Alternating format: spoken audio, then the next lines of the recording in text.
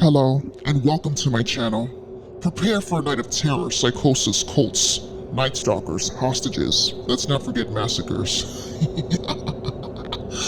A night when you're in someone's unconscious mind, hoping and praying you can run away from the creepy person in your backyard, or maybe escape from the deranged person holding you hostage. Being the audience yourself, you start to ask yourself, how did I get into this transcendental science?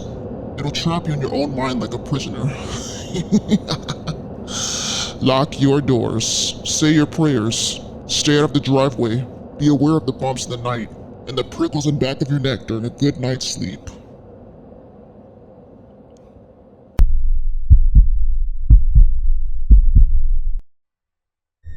It was closing time at the shoe store where I worked, and as I finished organizing the new merchandise, I noticed someone outside staring through the glass and waving at me. At first, I shrugged it off and paid it no mind, but the person continued to disturbingly smile at me. This triggered my nerves, and something felt off. I decided to rush and exit through the basement door to loop around and find my car. When I finally reached my car, the same creepy person was near my parking spot. Unfortunately, I showed fear. My nerves get startled easily, almost like I have chronic anxiety disorder. No matter how much I tried hiding my fear, it always preyed on me, and I would lose trying to keep my cool. As I entered my vehicle and unlocked it with my key, the creepy guy quickly got into the passenger seat. I screamed, "What are you doing?" He smiled and said, "Kindly take me home." I told him to exit the vehicle, but he slowly pulled out a taser and a pocket knife while grinning. His face started to look pale and demonic, almost as if it were transforming. "I don't want any problems. I just want to go home," I told him.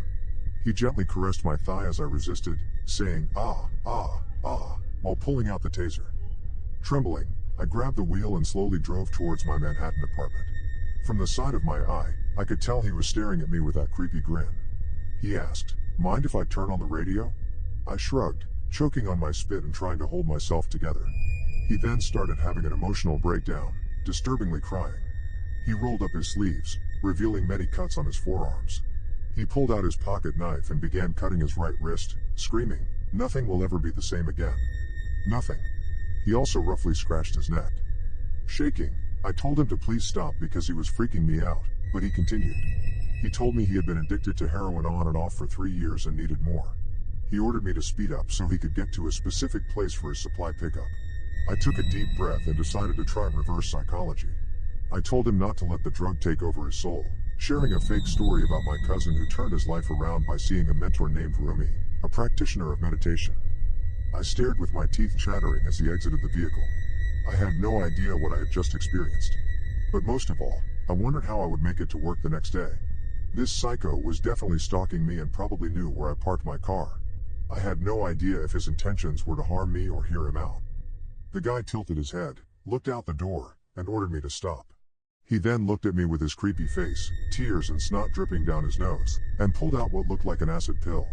He offered it to me, but I refused.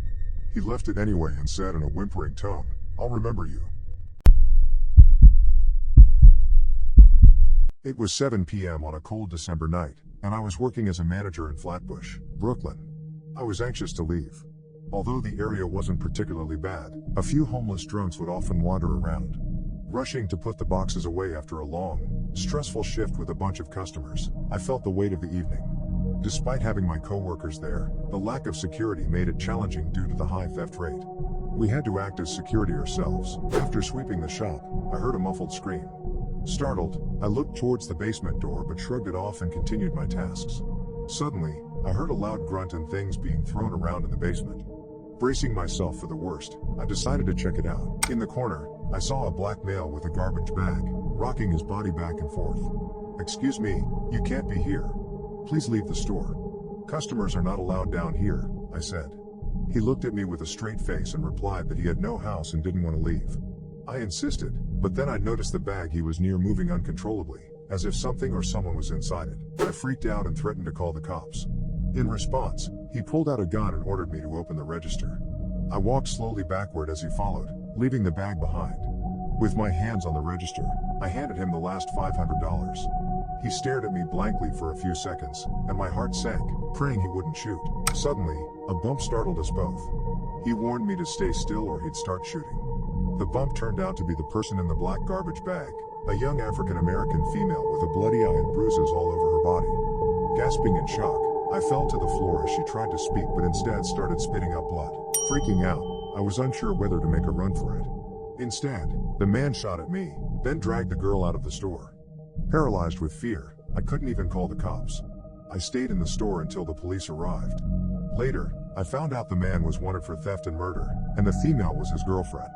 I still don't know why he was hiding in the store. Ever felt the hairs on your neck rise in pure dread? That's how my night at Food Town spiraled into a nightmare. It was 11 p.m., lights flickering like a scene from a horror movie. We just had the lights fixed, so this was unsettling. We ventured into the maze of aisles to investigate.